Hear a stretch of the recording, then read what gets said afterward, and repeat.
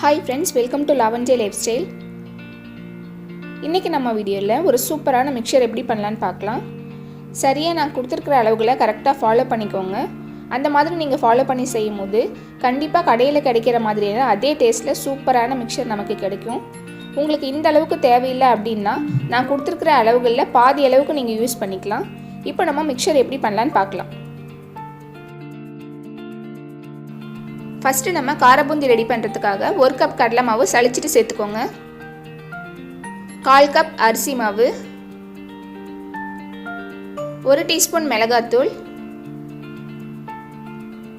தேவையான அளவு உப்பு, 1/4 டீஸ்பூன் சோடா உப்பு, 1/4 டீஸ்பூன் பெருங்காயத்தூள். இது எல்லாமே சேர்த்து ஒரு முறை நல்லா மிக்ஸ் பண்ணி கொடுத்துடலாம். இதோட கொஞ்சம் கொஞ்சமா தண்ணி சேர்த்து கடலை மாவை கரைச்சி எடுத்துக்கலாம். ஒரே சமயத்துல நிறைய தண்ணி சேர்த்து கரைக்க தேவையில்லை. மாவு வந்து கரெக்டான பதத்துல கரைச்சி எடுக்கணும். அதனால கொஞ்சம் கொஞ்சமா சேர்த்து கரைச்சி எடுத்துக்கோங்க.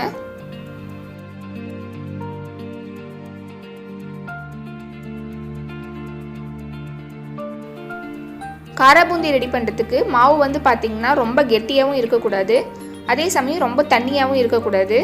அதனால கொஞ்சம் கொஞ்சமா தண்ணி சேர்த்து நம்ம கரெக்டான பதத்துக்கு கலந்து எடுத்துக்கலாம்.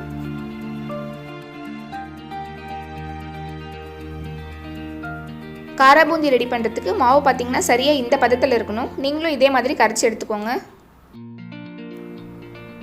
அடுத்து நம்ம ஓம பொடிக்கு மாவு ரெடி பண்ணிடலாம்.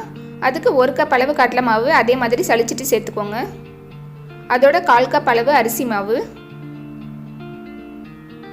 1/2 டீஸ்பூன் அளவு மஞ்சள் தூள், 1/4 டீஸ்பூன் பெருங்காயத்தூள், தேவையான அளவு உப்பு. தண்ணி சேர்க்கறதுக்கு முன்னாடி ஒரு முறை மாவு எல்லாமே கலந்து விட்டுக்கோங்க. இப்போ நம்ம இதோட தேவையான அளவு தண்ணி சேர்த்து நல்லா கலந்து எடுத்துக்கலாம்.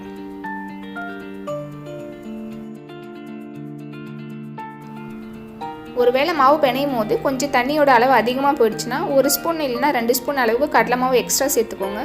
அப்போ நமக்கு கரெக்டான பதத்தில் மாவு கிடைச்சிரும். இப்போ நம்ம ஓம பொடி ரெடி பண்ணுறதுக்கும் மாவு ரெடி பண்ணியாச்சு.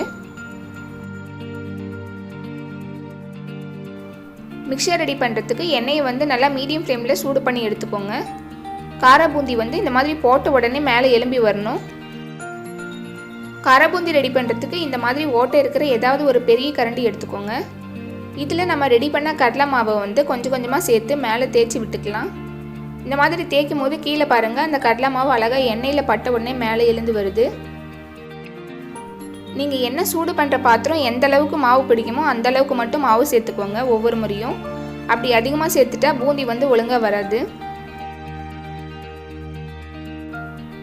காரா பூந்தி ரெடி பண்ணும் போது பூந்தி வந்து எப்போவுமே நல்லா மொறுமொறுப்பாக இருக்கணும். அதனால் கொஞ்ச நேரம் கழித்து இந்த மாதிரி கலந்து விட்டுக்கோங்க.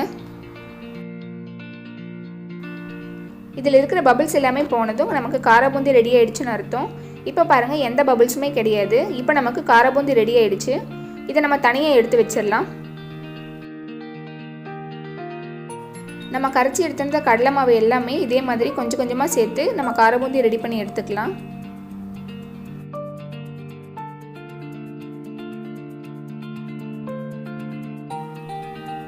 இப்போ நம்ம எல்லா காரா பூந்தியுமே ரெடி பண்ணி எடுத்தாச்சு.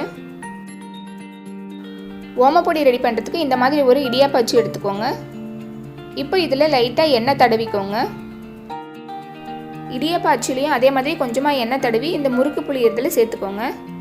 இப்போ நம்ம ரெடி பண்ண ஓமப்பொடி மாவு இதில் சேர்த்துக்கலாம். இப்போ நம்ம ஓமப்பொடி ரெடி பண்ணி எடுத்துக்கலாம். இந்த மாதிரி கொஞ்சம் கொஞ்சமாக சேர்த்து புளிஞ்சு எடுத்துக்கோங்க. ஓமப்பொடி வந்து சீக்கிரமாகவே ரெடி ஆகிடும். அதனால் நிறைய நேரம் எண்ணெயில் விட்டுறாதீங்க, அப்புறம் கலர் வந்து சேஞ்ச் ஆகிடும். 2 பக்கமும் திருப்பி போட்டு நம்ம இது ரெடி பண்ணி எடுத்துக்கலாம்.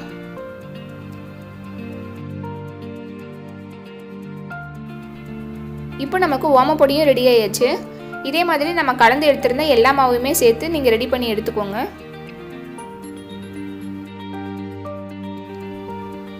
இப்போ நம்ம எல்லா மாவையுமே சேர்த்து ஓமப்பொடி ரெடி பண்ணி எடுத்தாச்சு.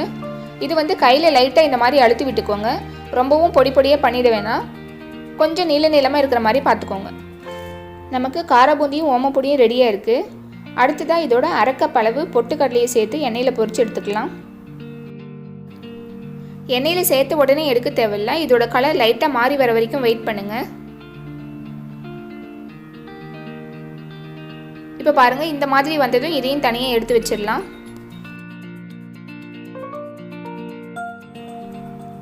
அடுத்து இதோட அரை கப் அளவு அவல் சேர்த்து பொரிச்சு எடுத்துக்கலாம். அவல் சேர்த்த உடனே இந்த மாதிரி எண்ணெய் பொங்கி வர ஆரம்பிக்கும். ஒரு கொஞ்ச நேரம் கழித்து நம்ம இதையும் தனியாக எடுத்து வச்சிடலாம்.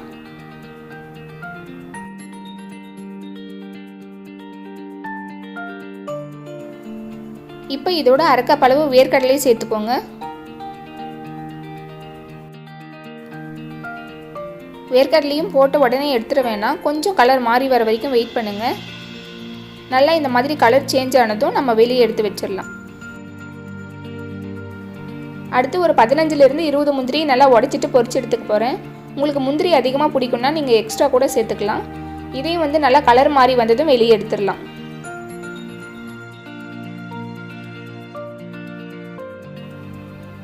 அடுத்து 4லிருந்து 5 பல் பூண்டை இடிச்சிட்டு சேர்த்துக்கலாம். ஒரு சில பேர் பூண்டு சேர்த்துக்க மாட்டாங்க. ஆனால் பூண்டையும் இந்த மாதிரி பொரிச்சு எடுத்து சேர்க்கும் போது அதோட வாசனையும் சரி டேஸ்ட்டும் சரி ரொம்பவே சூப்பராக இருக்கும். இப்போ நமக்கு பூண்டு ரெடி ஆயாச்சு. இதையும் தனியாக எடுத்து வச்சிடலாம்.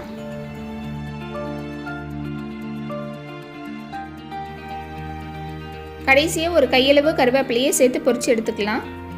கருவேப்பிலை ஃப்ரெஷ்ஷாக கிடைச்சதுன்னா கண்டிப்பாக நீங்கள் அதை சேர்த்துக்கோங்க. இப்போ நமக்கு எல்லாமே ரெடியாக இருக்குது. இப்போ ஒரு பெரிய பவுலில் நம்ம ரெடி பண்ண எல்லாமே சேர்த்து மிக்ஸ் பண்ணி எடுத்துக்கலாம். ஃபஸ்ட்டு இதோட கார பூந்தி சேர்த்துக்கோங்க.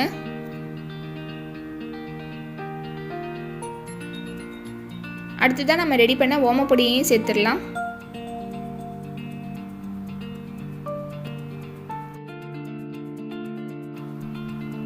ஓமப்பொடி சேர்த்ததும் கார பூந்தியும் ஓமப்பொடியும் சேர்த்து ஒரு முறை கலந்து விட்டுக்கலாம்.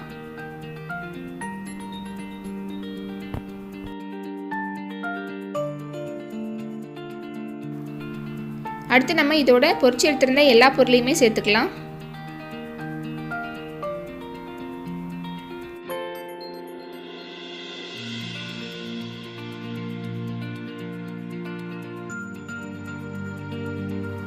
இப்போ நம்ம எல்லாமே சேர்த்தாச்சு. கடைசியாக கருவேப்பிலையும் சேர்த்துக்கோங்க.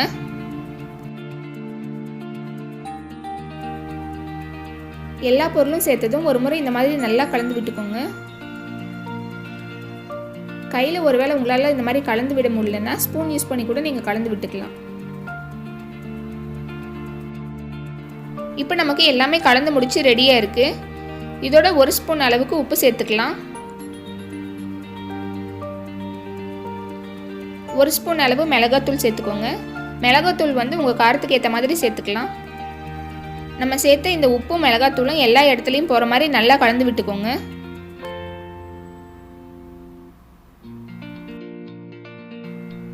அவ்வளோதான், சூப்பரான மிக்சர் நம்ம வீட்லேயே ரெடி பண்ணி முடிச்சாச்சு.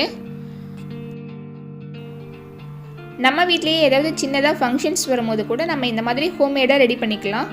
கடையில் வாங்கி யூஸ் பண்ணுறதை விட ஹோம்மேடாக செய்யும் போது நமக்கு சின்னதாக ஒரு சாட்டிஸ்ஃபேக்ஷனும் இருக்கும். நீங்களும் கண்டிப்பாக இந்த ரெசிபியை ட்ரை பண்ணி பாருங்கள். உங்களுக்கு இந்த வீடியோ பிடிச்சிருந்தா லைக் பண்ணுங்கள், ஷேர் பண்ணுங்கள் அண்ட் மறக்காமல் நம்ம சேனலை சப்ஸ்கிரைப் பண்ணுங்கள். அப்படியே பக்கத்தில் இருக்கிற பெல் பட்டனையும் ப்ரெஸ் பண்ணிக்கோங்க. அப்போ தான் நான் போடுற வீடியோ உடனுக்குடனே உங்களுக்கு நோட்டிஃபிகேஷனில் வரும். தேங்க்யூ.